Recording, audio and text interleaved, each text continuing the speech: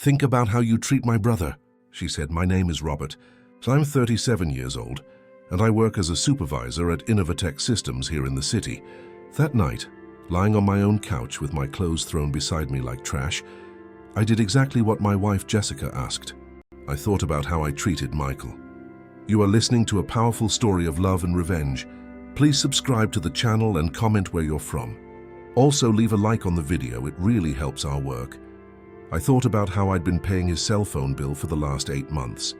The most expensive plan, because he needed unlimited internet to look for a job, according to Jessica. Funny how that unlimited internet was mainly used to watch streamers until 4 in the morning, the sound bleeding through the hardwood floor into our bedroom. How I bought his groceries every single week, without receiving a single thank you. Specific brands because he had preferences. Diet soda, not zero. Imported beer, not domestic. Organic chips that cost 3 times the normal ones. How he would leave dishes in the sink for days, waiting for me to wash them. Not just plates, but pans crusted with dried-on food, glasses with rings of soured milk stuck to the bottom, silverware scattered across the counter with hardened sauce.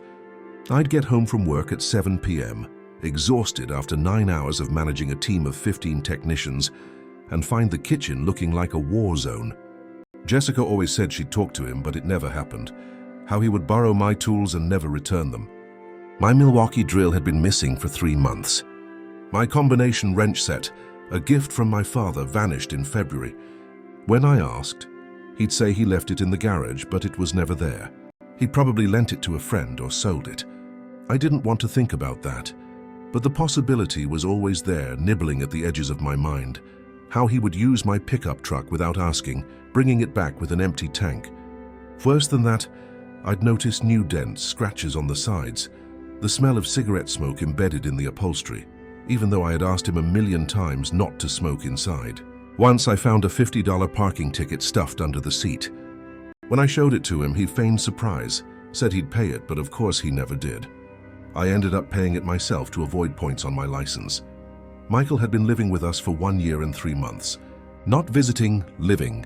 My guest room had become his permanent residence, complete with his gaming setup, clothes scattered everywhere, and that attitude that I owed him something. The room smelled of sweat and old pizza. The curtains were always drawn, turning the space into a dark bunker where he spent entire days playing games online and screaming at strangers through his microphone. I had tried to set boundaries at the beginning. Basic house rules. Clean up your own mess. Ask before using the truck. Contribute with some household chores. But every rule was met with those puppy dog eyes that made Jessica jump to his defense. Robert, he's adjusting. Give him some time. The time she asked for turned into weeks, then months, then over a year of excuses and empty promises. The conversation that put me on the couch had been simple enough. I sat down with Jessica and Michael after dinner, holding our monthly budget printed on a spreadsheet I'd spent hours preparing, and explained that money was tight. I had charts showing how our expenses had skyrocketed, concrete numbers that didn't lie. My company had cut overtime 3 months ago as part of a restructuring, and Jessica's part-time job at the neighborhood clinic wasn't covering the extra expenses Michael brought. We need to solve this, I said, looking directly at Michael, trying to keep my voice calm and reasonable. Either you start contributing to the utility and grocery bills, or we need to discuss other alternatives. I'm not asking for full rent, just a proportional share, $300, $400 a month. Something to show you're trying. Michael laughed. He actually laughed. That short, dry laugh of someone who thinks you just told a bad joke. Other alternatives? He repeated, shaking his head as if I were a child saying something foolish. This is family, Robert. You don't charge family. He looked to Jessica for support, and of course she delivered. Jessica jumped right in, her voice already rising 2 octaves. Robert, that is completely absurd. Michael is going through a tough time. He can't just pull money out of thin air. You're being insensitive and selfish. Selfish. That word hurt more than I expected. I was being selfish for wanting basic respect in my own home, for wanting a grown man to contribute to his own expenses. The word hung in the air between us, heavy and accusatory. The tough time had been going on for over a year. Michael had been looking for a job ever since he moved in, or so he claimed. But somehow he never found anything that met his standards. The hours were too early. He wasn't a morning person. The location was too far, more than a 40-minute bus ride. The pay was too low. He deserved better with his experience. The type of work wasn't what he studied for. It would be a waste of his digital marketing degree. Always a perfectly reasonable excuse if you looked at it in isolation. But when you put them all together, the pattern was obvious. Michael didn't want a job. He wanted to keep living for free, playing video games and spending other people's money.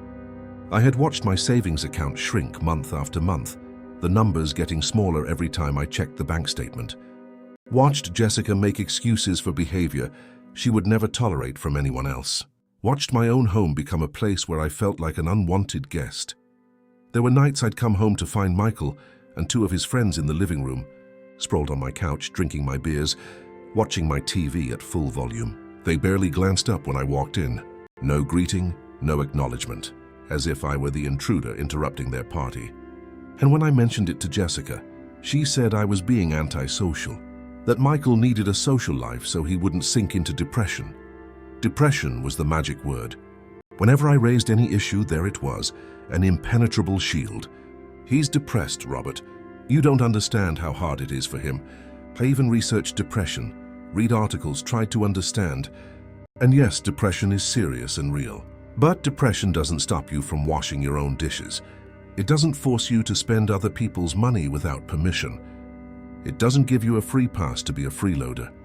That night on the couch, staring at the ceiling with its water stains that I'd been meaning to fix for months, something shifted inside me. It wasn't exactly anger. It was more like clarity. Like when you're looking at one of those optical illusion pictures, and suddenly you see the hidden second pattern that was always there. I had been so focused on keeping the peace, on being the understanding husband, on not causing drama, that I had forgotten what it was like to have my own boundaries respected. Jessica's words echoed in my head on an endless loop. Think about how you treat my brother. I had treated him like family.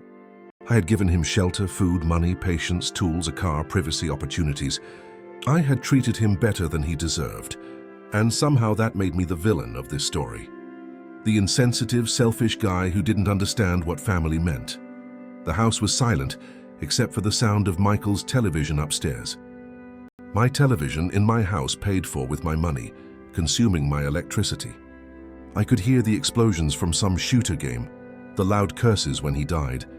It was almost midnight, and he was up there, awake and comfortable, while I was on the living room couch like a banished dog. I closed my eyes and started making a plan.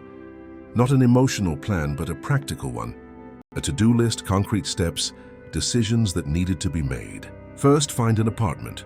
Second, calculate exactly how much money I needed to move out. Third, find out the truth about the entire financial situation.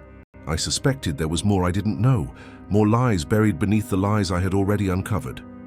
Jessica and I had been married for 6 years. We met at a mutual friend's barbecue in the suburbs on a hot Sunday afternoon where the beer was cold, and the conversation flowed easily. She had charmed me with her loud, honest laugh, the way she cared so intensely about the people around her. That capacity for empathy had been one of the things that made me fall in love. Now it was being used as a weapon against me. We bought this house together 4 years ago, a modest 3-bedroom townhouse on the east side. We spent months searching, visiting dumps, crunching and recrunching the numbers. When we found this one, we knew instantly it was right. It wasn't much, the neighborhood wasn't fancy, but it was ours. Or at least it had been. We made plans in this house. We talked about having kids one day, about renovating the kitchen, about building a life together. Those plans felt like they belonged to another lifetime now. Michael showed up in January of last year, on a Friday night without any warning. Jessica got a call around 8 p.m., and I knew from her tone that something was wrong. When she hung up, she had tears in her eyes. "It's Michael," she said. "He and Julie broke up. He has nowhere to stay. He's on his way here." Jessica's younger brother, 29 years old and fresh out of what she called a bad breakup. He had been living with his girlfriend in a city a couple of hours away, working in something related to social media, had his own life. But things went sour and suddenly he needed a place to crash. Just for a few weeks, Jessica had promised, until he got back on his feet. Find an apartment, get his life in order, move on. I agreed because that's what you do for family. You help when people are in need. You don't leave someone on the street. My own brother John had stayed with me years before when his marriage ended. I slept on the couch for 6 weeks while he used my room, and I didn't have a problem with it. The difference was, John found an apartment in 6 weeks, paid for groceries the entire time he was there, cleaned the house without being asked, and thanked me every single day for the help. John understood the difference between temporary help and taking advantage. Michael was different. He moved in as if he'd been invited for a permanent vacation. His bags multiplied. 1 suitcase became 3, then 5. Then piles of boxes and bags scattered around the guest room. Expensive clothes, brand-name sneakers, new electronics. For someone who was broke, he had a lot of stuff. The first month I figured he was still adjusting, processing the breakup, finding his footing. I gave him space and patience. By the 3rd month I started dropping hints about job hunting, casual conversations over breakfast on the rare days he woke up before noon. "So, Michael, see any interesting openings?" "Oh, the market's terrible, Robert. Nobody's hiring." "But was it?" "I managed hiring at Innovatech, and we knew the market was hot." Not for him, apparently. By the 6th month, I started having direct conversations about timelines. "Sit down, Michael, we need to talk. I think it would be good for you to have a deadline in mind, like by the end of the month to find something." Jessica always had an excuse ready, jumping in before he could even answer. The job market was tough. Michael was dealing with post-breakup depression. He had just applied for a very promising e-commerce position.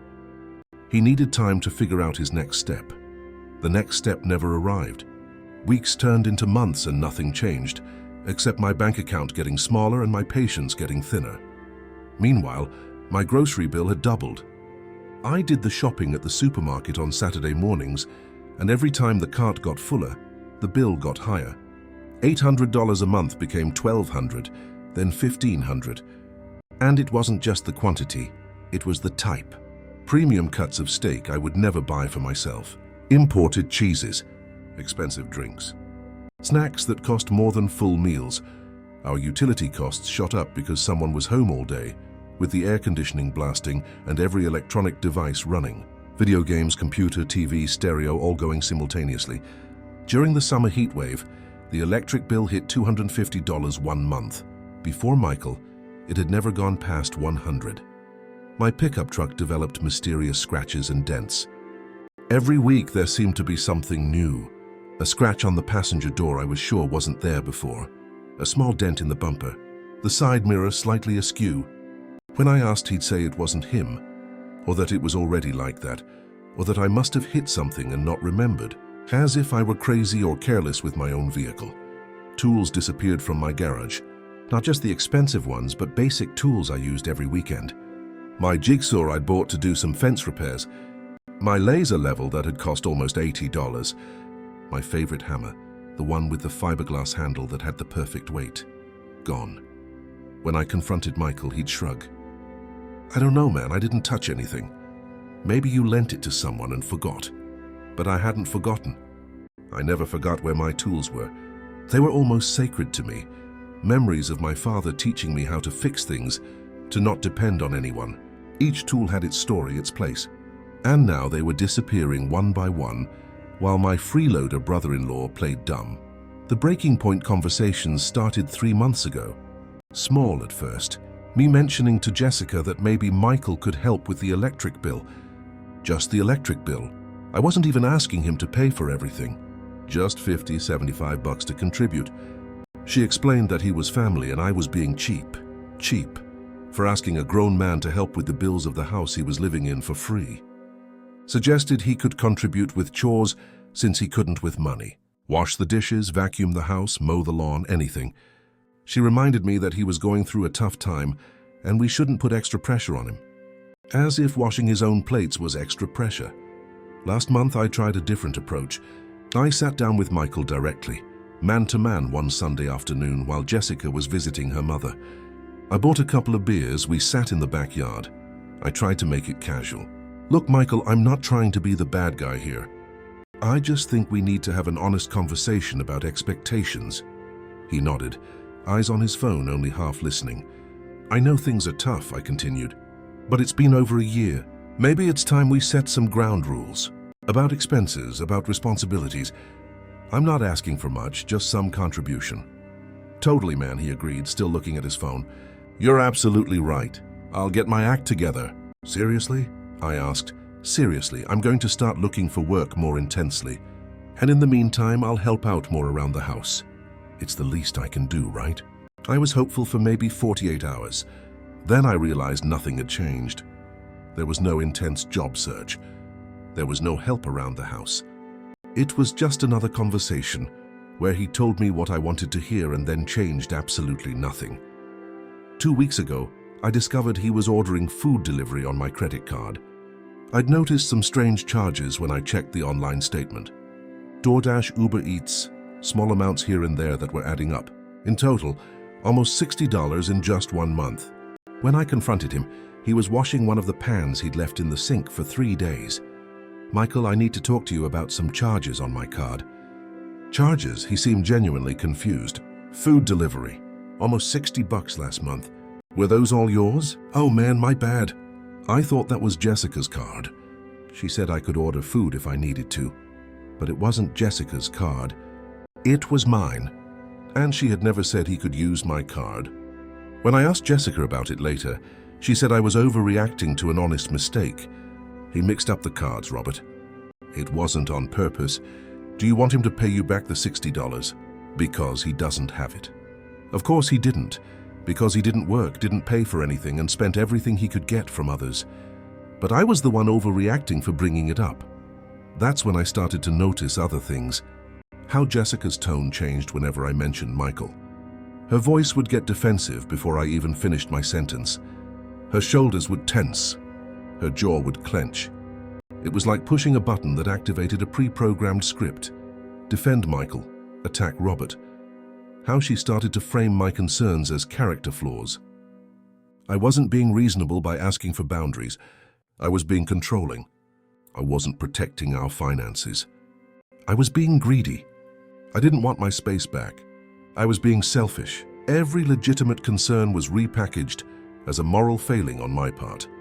How she started to make me feel guilty for wanting basic respect in my own home. Respect had become an absurd demand. Wanting to be consulted before our money was spent was stinginess. Expecting a grown man to contribute was cruelty. The warning signs had been there for months. I was just too busy trying to be the good guy to see them clearly. Trying to be understanding, patient, supportive. Trying not to be the kind of husband who gives ultimatums or makes scenes. Trying to believe that if I just held on a little longer, things would get better on their own. But they weren't going to get better. They were never going to get better. Because Jessica didn't see a problem. She saw a brother in need and a husband complaining. She saw a family sticking together and me being the obstacle. She had chosen her side, and it wasn't mine. It finally clicked around 3 a.m. lying on that couch with a thin blanket that smelled like mildew and a cushion that smelled like Michael's cologne. That expensive cologne I was sure he'd taken from my bathroom. This wasn't about money. It wasn't about chores or respect or even about Michael being an obvious freeloader. It was about the fact that my wife had chosen her brother over me, and I was too busy trying to fix things to notice. She put me on the couch. In my own house, she put me on the couch as punishment for setting reasonable boundaries. And somehow I was still here, trying to figure out how to make it work. Jessica had thrown my clothes on the couch, as if I were a stranger who had overstayed his welcome in my own home, because I asked her brother to contribute financially or make other arrangements. My shirts, my pants, my socks, all tossed onto the coffee table like trash waiting to be thrown out. I thought about the last year and 3 months. I really thought. Every conversation where Jessica had dismissed my concerns with a wave of her hand and a ready-made explanation. Every time she made me feel selfish for wanting my own space back, for wanting to sit in my living room without finding strangers drinking my beers. Every moment where she treated Michael's comfort as more important than our marriage, than my sanity, than our future together. The pattern became clear as soon as I stopped making excuses for her. Jessica had made her choice a long time ago, probably from the moment Michael showed up that Friday. She just never bothered to tell me clearly.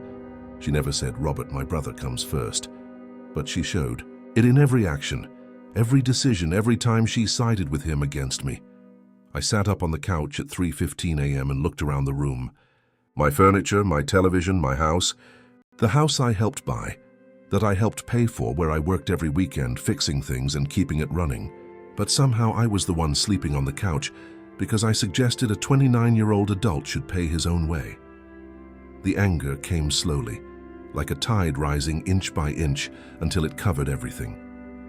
Not the explosive kind that makes you slam doors and shout. The quiet kind that burns steady and changes everything. The kind that clears your thoughts and shows you the unfiltered truth. I realized in that moment that I had spent over a year trying to save something that was already dead. Went to the kitchen and made coffee at 3:30 a.m. My mom always said strong coffee helps you think clearly. I sat at the table where I had tried to have that reasonable conversation about the budget just hours before. The table where Michael had laughed at the idea of contributing to his own living expenses, as if I had suggested he donate a kidney. That's when I understood what had to happen. Crystal clear, obvious, inevitable. I wasn't going to fight about it anymore. I wasn't going to have another conversation about fairness or respect or boundaries. I wasn't going to try to convince Jessica that her husband's feelings mattered as much as her brother's convenience. I wasn't going to beg to be treated like a priority in my own home. I was done.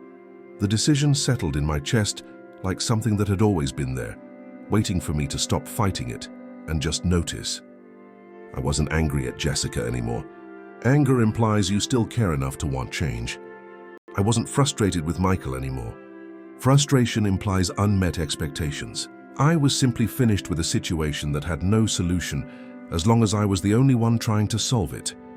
I finished my coffee, strong and bitter, and went back to the couch. But I didn't try to sleep. Sleeping felt like surrender. Instead, I started making a mental list of everything I needed to do. It wasn't a short list, but it was clear. First, I'd call my boss Mark tomorrow and take a personal day. He owed me a few favors. I had covered his shifts when his son was sick. He'd understand. Then I'd start looking for an apartment.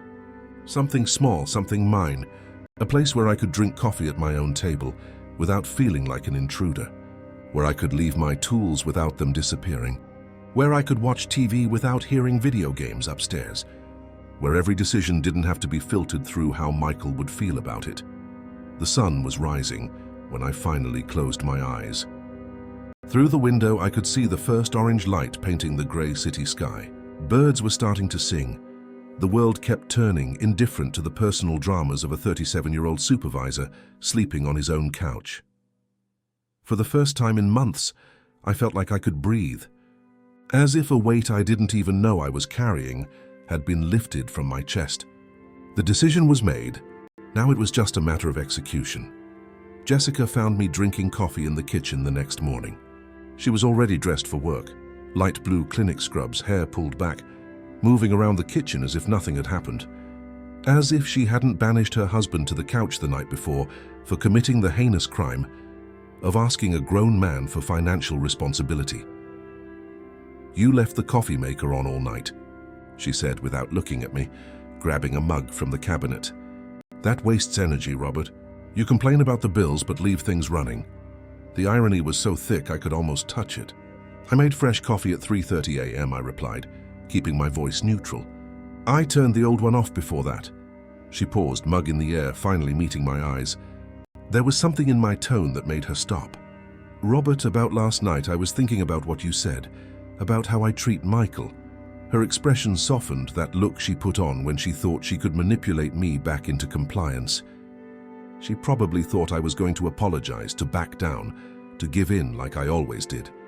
"Well, because he's family and family doesn't," she began, using that condescending tone she had started using with me in recent months. "I'm taking the day off today," I interrupted. "We need to have a real conversation about this situation." The softness vanished from her face, like someone had flipped a switch. "What kind of conversation?" "The kind where we find out if this marriage still works for both of us." Jessica slammed her coffee mug down hard enough to splash hot brown liquid across the white counter. A few drops hit my shirt. "Are you seriously threatening divorce because I defended my brother?" "I'm not threatening anything," I said, grabbing a paper towel to wipe the splashes from my shirt. I'm trying to understand why asking a grown man to contribute to his own living expenses makes me the bad guy in this house. Why defending my marriage makes me selfish. Why wanting to be heard by my own wife is asking too much. Because you knew he was going through a tough time when he moved in. You agreed to help him for a few weeks. You promised. It's been over a year, Jessica. Over a year is not a few weeks. And he's not even really looking for a job anymore. She turned away, grabbing more paper towels to clean the spilled coffee, scrubbing with unnecessary force. He is applying for jobs. The market is terrible right now. When was the last time he went on an interview? I asked, already knowing the answer. Silence. She kept cleaning, avoiding my gaze. When was the last time he even filled out an application? I pressed. More silence. The paper towel was disintegrating from the force of her scrubbing. Jessica, he charged $60 worth of food to my credit card last month. When I asked him about it, he said it was a mistake. When I asked you, you said I was overreacting. It was a mistake, she muttered, but her voice was weak. He's been using my truck without permission for months. Yesterday, I found out he borrowed $500 from your cousin Daniel and never paid him back. Daniel is upset, but doesn't want to cause family drama. How is none of this my fault for mentioning it? Jessica finished cleaning the counter and turned back to me. Her face had that closed-off expression I'd learned to recognize over the last few months. The one that meant she had already decided her position and wasn't interested in hearing alternatives. It was the same face she made whenever the topic of Michael came up. Michael is going through the worst time of his life, she began, using that tone of a teacher explaining something obvious to a slow student. His girlfriend left him. He lost his apartment. He's struggling with depression. And instead of supporting him like family should, you're here counting pennies over groceries and utility bills. I'm not counting anyone's pennies, I replied, feeling that cold anger returning. I'm asking for basic respect and responsibility. Jessica, look at the situation honestly. He's not struggling. He's playing video games 12 hours a day and ordering delivery on my credit card. He's using my car without permission. He's borrowing money from family and not paying it back. That isn't depression. That is deliberate freeloading. Her voice turned cold, icy. So what are you saying? That we should kick him out, put him on the street? Is that what you want? To throw my little brother out on the street? I'm saying we should treat him like an adult, capable of taking care of himself. Give him a reasonable deadline. Set clear expectations. Demand accountability. I'm not suggesting we put him on the street tomorrow, but we can't continue like this indefinitely. You want me to choose between you and my brother, she said, her voice rising. Is that it? Are you giving me an ultimatum? The words hung in the air between us, heavy and undeniable. She said it like an accusation, twisting my reasonable request into something ugly and manipulative, but she was right in a way. That was exactly what I wanted, because that's exactly what the situation had become. She had already chosen. I was just asking her to admit it. Yeah, I said quietly, looking directly into her eyes. I guess I am. Because you already chose, Jessica. You chose every time you dismissed my concerns. Every time you defended indefensible behavior. Every time you made me feel guilty for wanting respect in my own home. You've already made your choice. You just never admitted it out loud. Jessica stared at me for a long moment. I could see emotions flash across her face. Anger, denial, hurt, more anger. Then she grabbed her purse with a sharp movement and went to the door.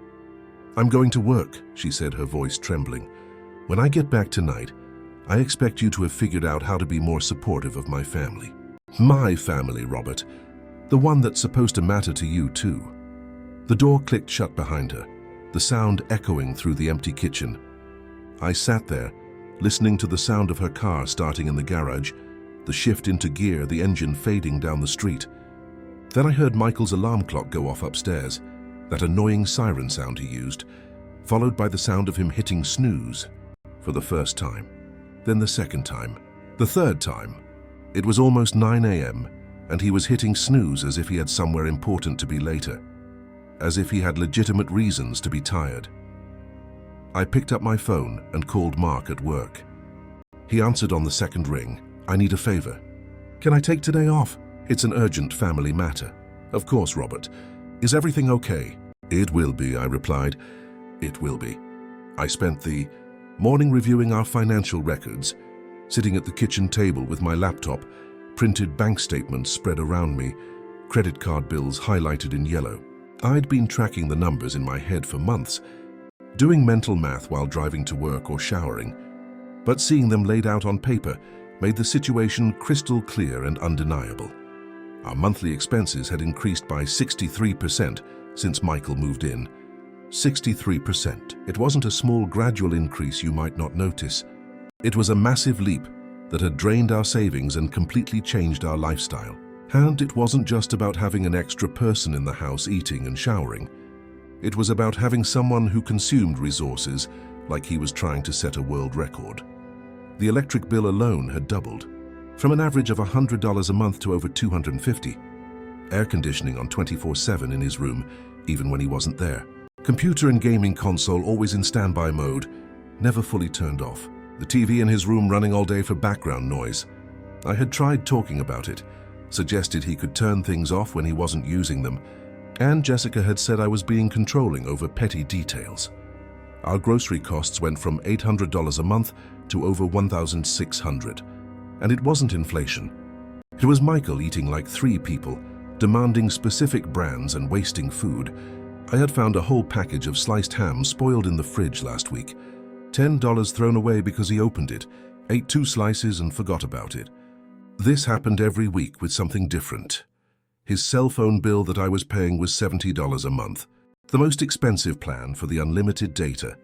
Times 8 months, that was $560. Over $500 on a phone for someone who was supposedly broke. Gas for my pickup had gone up because he used it without asking. I estimated an extra $100 a month just on that. Times 15 months, that was $1,500 in gas. All told, Michael had cost us approximately $18,000 in 15 months. $18,000. That was almost the price of a used car. It was an international trip. It was 6 months of mortgage payments. But the real discovery came when I started digging deeper into our joint account activity. Something had been bothering me, a feeling that I was missing pieces of the puzzle. I opened the statement spreadsheet and started looking for patterns. 3 months ago, Jessica had withdrawn $800 in cash at once. When I asked about it at the time, just casually because I'd seen the notification on the banking app, she said it was for a baby shower gift for a colleague named Patricia, and some other small expenses she couldn't remember exactly. $800 seemed like a lot for a baby shower gift, but I accepted the explanation because it wasn't going to break us. And I trusted my wife. Trust, I discovered that morning, was an expensive luxury. 2 months ago, another $600 in cash.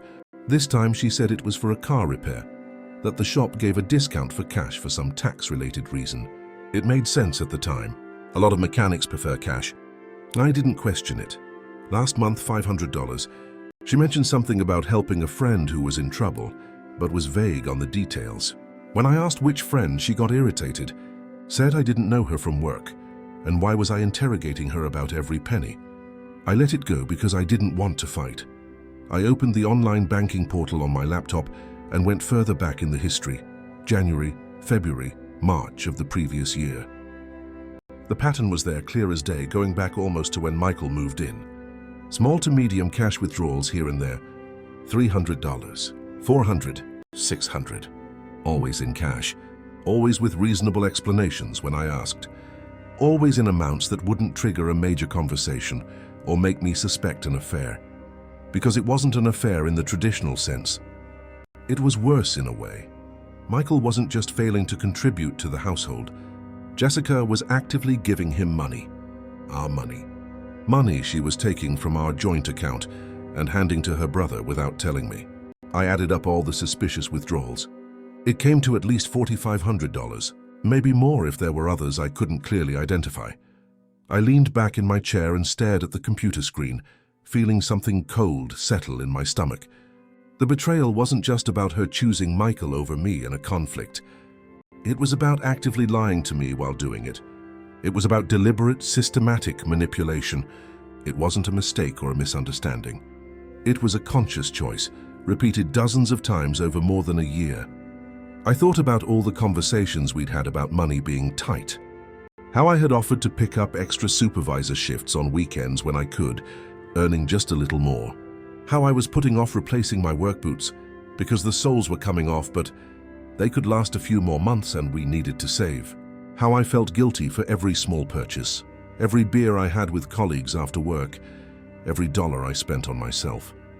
Meanwhile, Jessica was secretly funding her brother's lifestyle, giving him money that should have been going into our savings, for our future plans, for potential emergencies. Money that was as much mine as it was hers, but she decided on her own to gift it to Michael. My phone rang, pulling me from my thoughts. Jessica's name on the caller ID. I let it ring 3 times before answering, trying to control the anger in my voice. "Hello." "I was thinking about this morning," she said. Her voice was softer, almost sweet. It was the tone she used when she wanted to de-escalate a situation. "I think we both said things we didn't mean. Maybe we overreacted." "We did," I repeated. "I said exactly what I meant, Jessica. Robert, I know this situation isn't ideal." She sighed, and I could picture her sitting in the break room at the clinic drinking that terrible coffee they made. "But Michael is really hurting and he's family. I need you to understand that.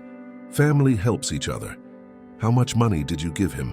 I asked directly, no beating around the bush. Silence on the other end. I could hear background voices, someone laughing. "Jessica, how much money have you given Michael from our joint account?" "I don't know what you're talking about." Her voice shifted, became defensive immediately. "I'm looking at our bank statements right now. Months and months of statements. Cash withdrawals going back over a year, always with explanations that didn't quite add up when I thought about them. Baby showers, car repairs, helping friends. How many of those withdrawals really went to him?" More silence. Longer this time. I could hear her breathing getting faster. "My God, Jessica. How much?" Her voice was almost a whisper when she finally answered. "Maybe $3,000. Over the whole time he's been here." "But Robert, you have to understand." $3,000, I interrupted, feeling the rage rise in my throat. $3,000 on top of all the food, electricity, water, internet, cell phone, and everything else I've been paying for. $3,000 you gave your brother while telling me we needed to tighten our belts and save. Robert, he needed help. Real help, not just a place to stay. He needed money for things, to feel human again. So you decided to help him with our money without telling me, without consulting me, without even mentioning it. I knew you would say no." Her voice was trembling now, somewhere between anger and tears. "Of course I would have said no, Jessica, because we're married." "Married? That means we make major financial decisions together. You can't just take thousands of dollars from our joint account and give it away without telling me." I was trying to help my family. Her voice was rising now too. "I thought I was your family too." I let the words drop, heavy and final. The line was quiet except for the sound of her breathing. I could feel the weight of the truth between us. She had chosen. It wasn't a new choice she was making now. It was a choice she had made over a year ago and kept hidden all this time. "I'll be home around 6 p.m., she said finally. Her voice was controlled now, cold. "We need to talk about this properly." "Face to face, fine," I replied. "But I'm warning you, it's not going to be the conversation you're expecting." She hung up before I could say anything else. Didn't wait until 6 p.m.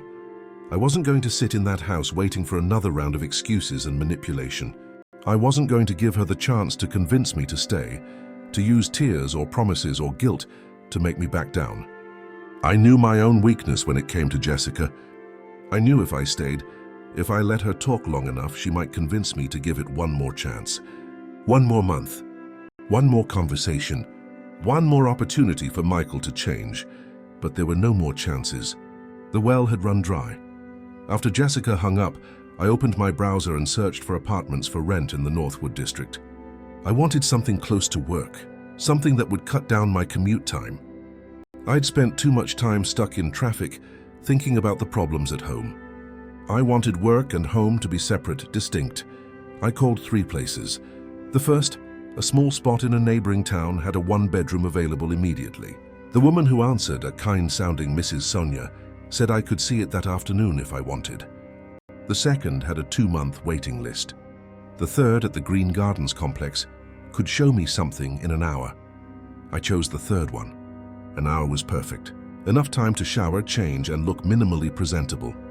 I drove to the Green Gardens residence at 2 p.m., my truck navigating the heavy Wednesday afternoon traffic. The GPS said 35 minutes, but it took almost 50. I didn't mind. Every minute in traffic was a minute away from the house that no longer felt like mine.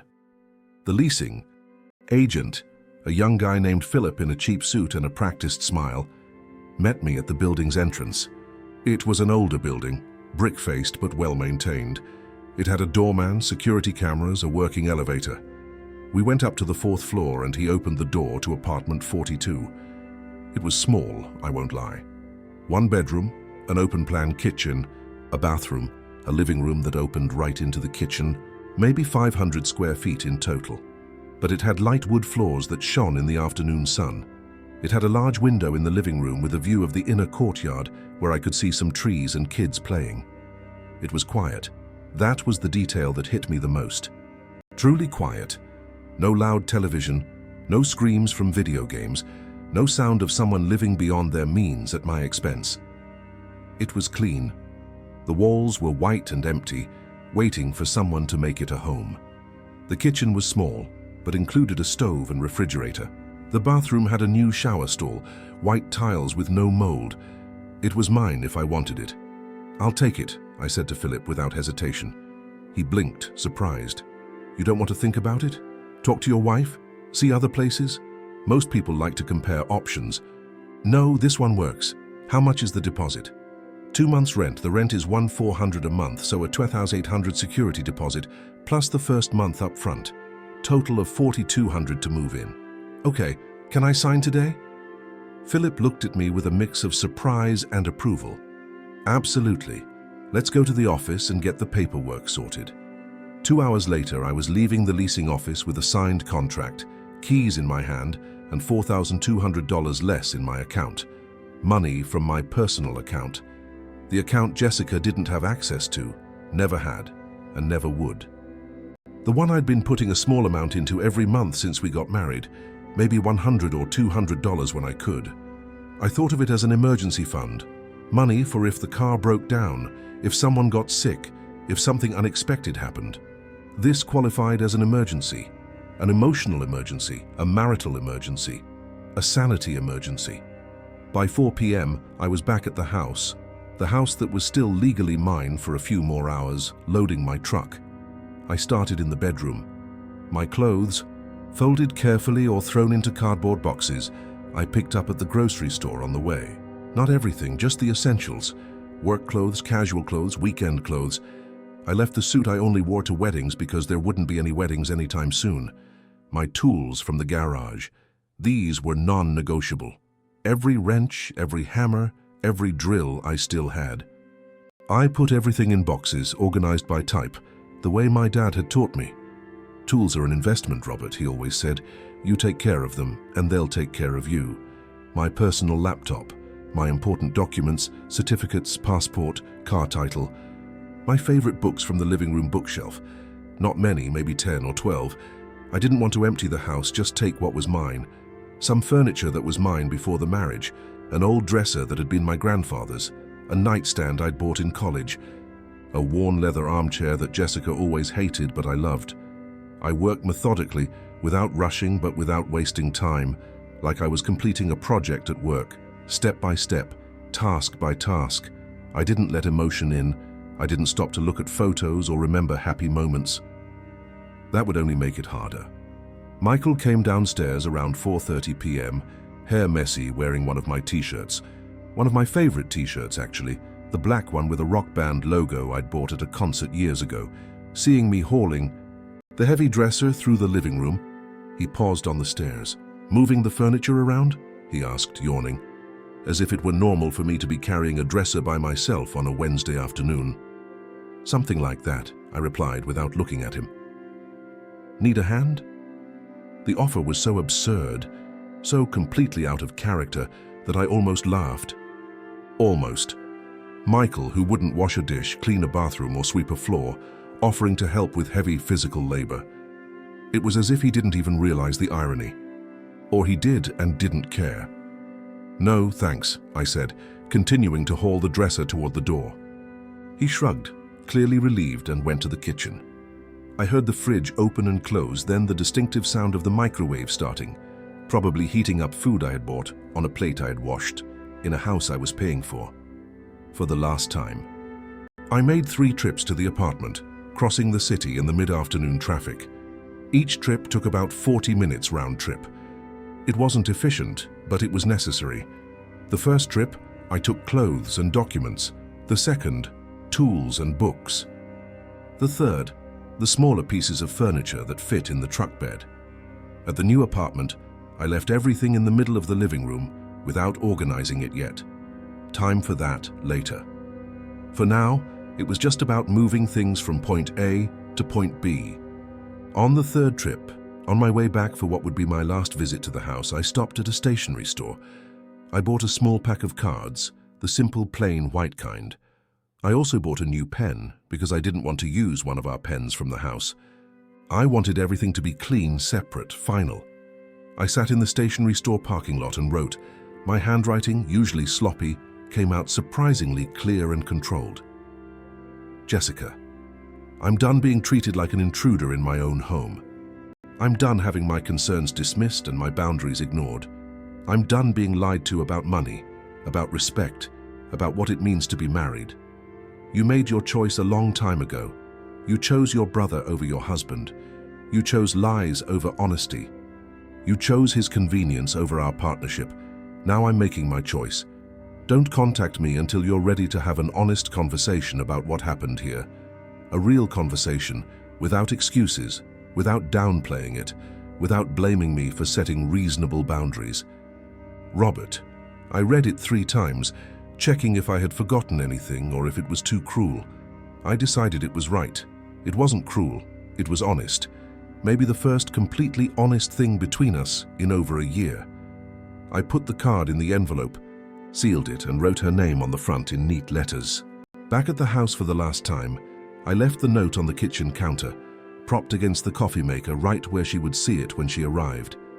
The coffee maker I had bought, that I cleaned, that I had used at 3:30 a.m. to make coffee while deciding my future. Then I walked through the house one last time, not for sentimental reasons, but to make sure I hadn't forgotten anything important.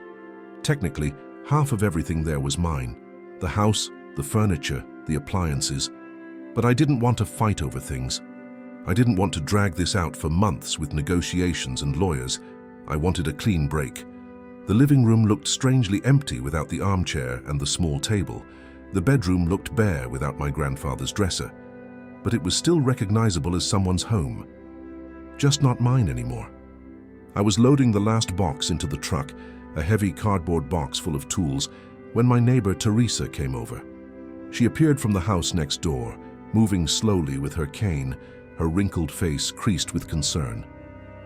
"Is everything all right, Robert?" she asked, her kind eyes studying me. "Just making a few changes, Teresa." She looked at the truck, seeing the stacked boxes, the tied-down furniture. Then she looked back at me. Teresa was no fool. She was probably in her 70s and had seen a lot in her life. She had lived next door since before Jessica and I bought the house, had given us a welcome cake and advice about the neighborhood. She had probably heard some of the arguments through the thin walls over the past few months. "You know where to. Find me if you need anything," she said quietly, placing a wrinkled hand on my arm. "Anything at all, Robert, even just to talk." "Thank you, Teresa," I replied, feeling an unexpected lump in my throat. That meant more than she knew. "You take care. You too, dear. You too." I drove to the apartment and unloaded everything in one go, making several trips up and down the elevator with heavy boxes. Her neighbor from the 3rd floor, a guy my age with a toddler on his hip, offered to help. But I politely declined. I needed to do this myself. It was part of the process. It didn't take long to unload. It's amazing how little you really need when you strip away all the complications. When you remove the layers of a shared life and are left with just the essentials: clothes to wear, a bed to sleep in, tools to work with, books to read. The rest was all excess.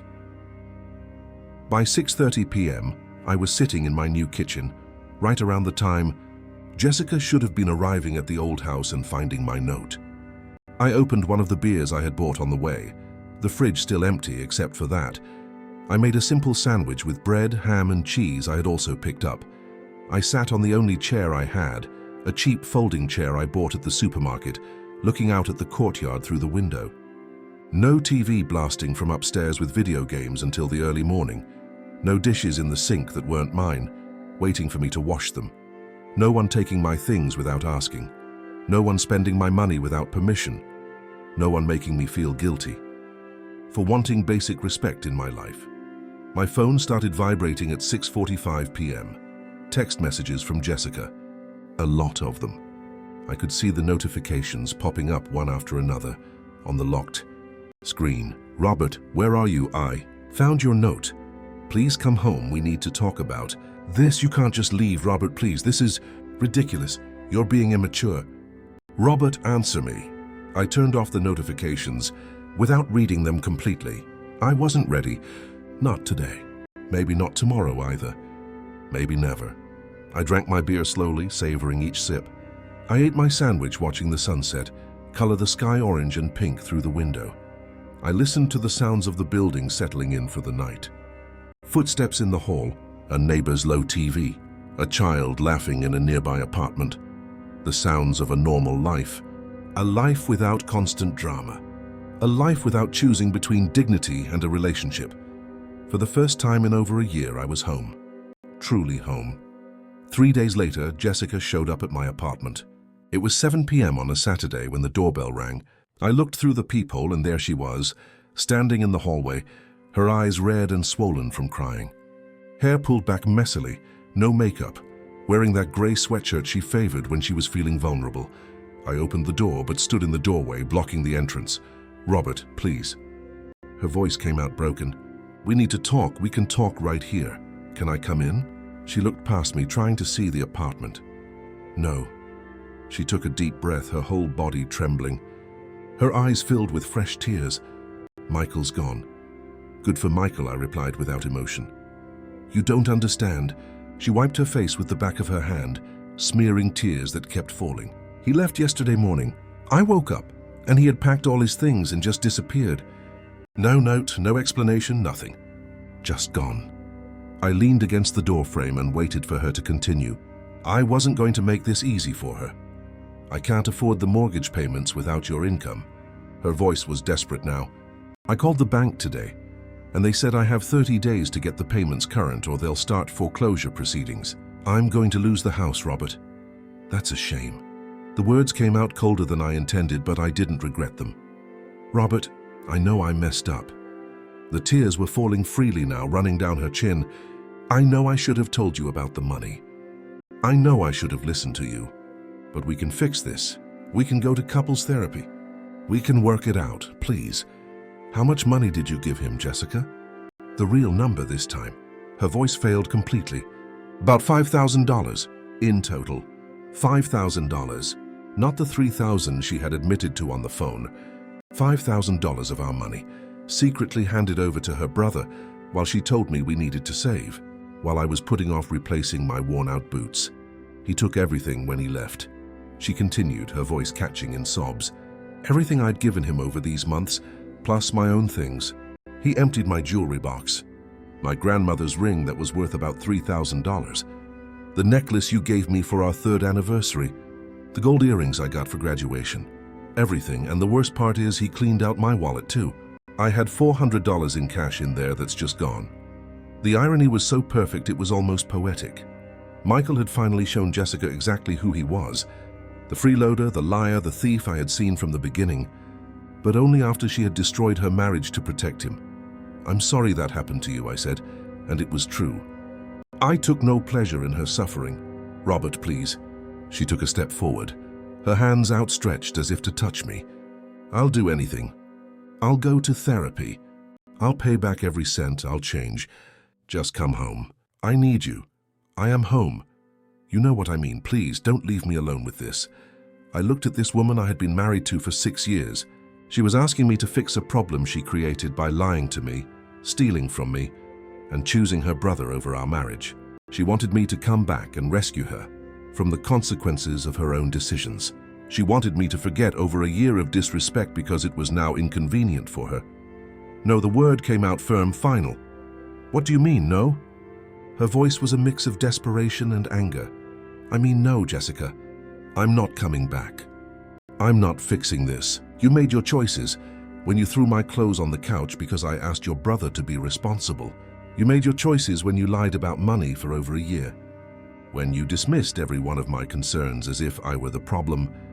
And Michael made his choice when he stole from you and disappeared. Now you both get to live with the consequences. But I love you.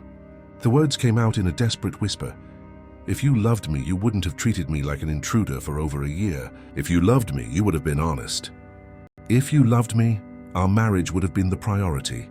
She started crying harder, her body slumping under the weight of her despair. Please don't do this. Please don't leave me like this. I learned my lesson. I see now that I was wrong. You see it now because the consequences have hit you, not because you truly understand what you did. That difference matters. Robert, please, I've been gone for 3 days, Jessica. This conversation should have happened before I left. It's too late now. I closed the door slowly but firmly. I could hear her on the other side, sobbing. Then the sound of footsteps moving away down the hall. I rested my forehead against the door for a moment, taking a deep breath. It wasn't easy, but it was right. 6 months later, I ran into Jessica's cousin Daniel at a hardware store in Oak Ridge. I was buying nails and electrical tape for some repairs at the apartment when I heard someone call my name. Hey, Robert, how have you been? I turned around and there was Daniel, a few years older than me, always a friendly guy. Doing well, Daniel. Can't complain. And you? All good. He paused, clearly debating whether to bring up the obvious topic. Heard about you and Jessica. That was messed up, man. To be honest, I never understood why she put up with Michael's freeloading for so long. The guy was a professional mooch. Daniel shook his head, his expression turning more serious. Have you heard from him lately? No, not a thing. Why? Man, it was crazy. We found out a whole lot of crap after he vanished. Turns out he was borrowing money from half the family and never paying anyone back. My wife told me he owed her sister $800 from 2 years ago. Aunt Margaret lent him $100 to $200. Cousin Frank another $600. Everyone thought it was just them, so nobody talked about it. When the whole story came out, it added up to over $7,000 just from the family.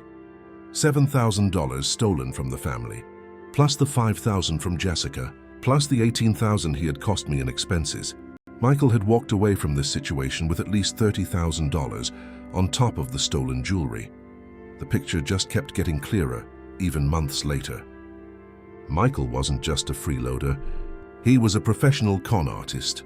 And how's Jessica? I asked, trying to sound casual. Daniel grimaced. She lost the house last month. Couldn't make the payments on her own. She's renting a room from her friend Julia over in Junction Heights now, working 2 jobs just to afford that. The clinic in the morning, then as a cashier at a gas station at night. I felt a pang of something. It wasn't satisfaction exactly, but it wasn't pity either. It was more like a confirmation that I had made the right choice. She asks about you sometimes, Daniel continued. Asks if anyone's heard from you, how you're doing. I'm doing well, I answered honestly.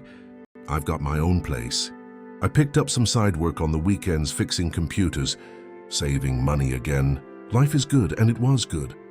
Better than it had been in years. I learned to cook for myself again, rediscovering that I enjoyed trying new recipes. I made friends with my neighbors, especially Mr. Antonio from the apartment next door, who had also been through a messy divorce. We started watching football games together on Sundays. I started taking walks at night around the neighborhood without wondering what crisis would be waiting for me when I got back. I rejoined the gym I had given up. I lost the 15 pounds I had gained from all the stress. I rebuilt my savings account, slowly but surely. Every month I saw the numbers go up instead of down. It was liberating. Good to see you doing well, man, Daniel said, clapping me on the shoulder. For real, you deserve it. Thanks, Daniel. You take care too. I left the store with my nails and tape, got into the truck that now always came back with a full tank and no new scratches, and drove back to my small, quiet apartment. Jessica had lost her house, her brother, and her marriage because she repeatedly chose to enable someone who didn't deserve her loyalty. Michael had burned his bridges with his entire family, leaving a trail of debt, lies, and broken trust. He was probably in another city by now, running the same scams on other generous people. Me? I learned that sometimes walking away is the only way to save yourself. I learned that love without respect is a prison, not a partnership. I learned that real family doesn't make you choose between your dignity and your loyalty. Some lessons cost $30,000, a marriage, and a house. But they're always worth it in the end, because what you get back is something money can't buy. You get your peace back, and that's priceless.